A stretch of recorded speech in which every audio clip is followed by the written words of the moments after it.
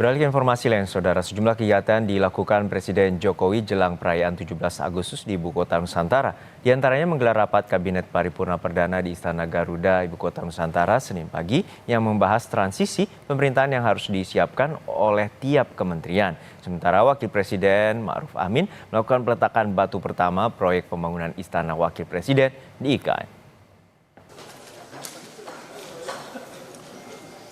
Presiden Joko Widodo menggelar sidang Kabinet Paripurna Perdana di Istana Garuda, Ibu Kota Nusantara pada Senin pagi. Ada 3 isu utama yang disampaikan Presiden di dalam sidang, mulai dari pembangunan IKN, Purchasing Managers Index, hingga transisi pemerintahan yang harus disiapkan oleh tiap-tiap kementerian. Terkait pembangunan di IKN, Presiden bilang pembangunan kawasan inti pusat pemerintahan menunjukkan kuatnya keinginan pemerintah dalam proses pemindahan ibu kota. Pertama kita akan menjelaskan kembali mengenai IKN, yang kedua yang berkaitan dengan PMI, Purchasing Manager Index, yang ketiga masalah lain-lain yang memang untuk keberlanjutan ini apa, transisi ini apa yang harus disiapkan oleh semua kementerian. Itu aja. Di sisi lain, Wakil Presiden Ma'ruf Amin melakukan peletakan batu pertama proyek pembangunan Istana Wakil Presiden di Ibu Kota Nusantara, Kalimantan Timur.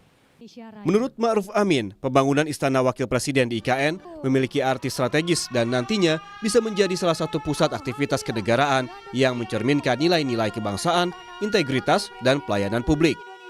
Pembangunan Istana Wakil Presiden di IKN adalah sebuah langkah penting dalam mewujudkan masa depan Indonesia yang lebih maju, sejahtera, dan berkeadilan.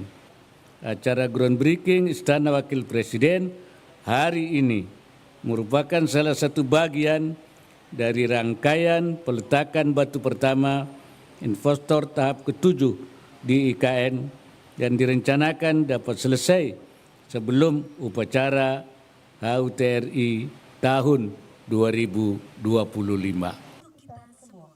Sementara, jelang perayaan 17 Agustus, Presiden Joko Widodo mengurangi jumlah undangan tamu kenegaraan untuk menghadiri hari ulang tahun ke-79 Republik Indonesia di Ibu Kota Nusantara dari 8.000 menjadi 1.300 tamu. Presiden Joko Widodo mengungkapkan awalnya ingin mengundang 8.000 tamu untuk menghadiri upacara hari ulang tahun ke-79 Republik Indonesia di IKN. Namun dirinya menyadari bahwa akomodasi tak mencukupi. Selain itu, penyediaan konsumsi untuk 8.000 tamu juga masih sulit, sehingga Presiden Jokowi memangkas jumlah tamu undangan menjadi 1.300 orang. Awal-awal yang diundang itu 8.000.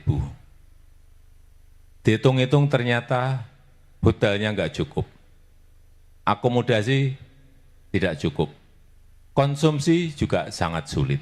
Karena memang ekosistemnya belum terbangun di sini. Dipotong lagi dari 8.000 menjadi 4.000. Dihitung-hitung lagi di lapangan, hotelnya ternyata enggak cukup juga. Akomodasi enggak cukup. Untuk konsumsi juga masih sulit. Akhirnya dari 4.000 dipotong jadi 2.000. 2.000 pun masih tidak cukup. Akhirnya keputusan terakhir kemarin menjadi 1.300. Kepala Staf Presiden Muldoko menjawab soal kritik tingginya biaya HUT ke-79 RI di IKN. Muldoko menyatakan tak bisa dibandingkan dengan perayaan sebelumnya karena fasilitas di IKN belum sepenuhnya tersedia. Muldoko bilang sejumlah fasilitas juga belum tersedia dan membuat biaya penyelenggaraan lebih tinggi. Muldoko juga menegaskan biaya mahal untuk HUT ke-79 di IKN bisa dinikmati masyarakat bawah. Hari ulang tahun Republik Indonesia kali ini diselenggarakan di IKN, sehingga kita tidak punya pembanding. Tidak bisa dibandingkan kemarin dari yang seperti ini. Situasional. Kenapa? Karena memang ini tidak diselenggarakan di Bali atau di Jakarta yang relatif semuanya ada. Berikutnya kita selenggarakan di sini yang relatif semuanya belum terpenuhi.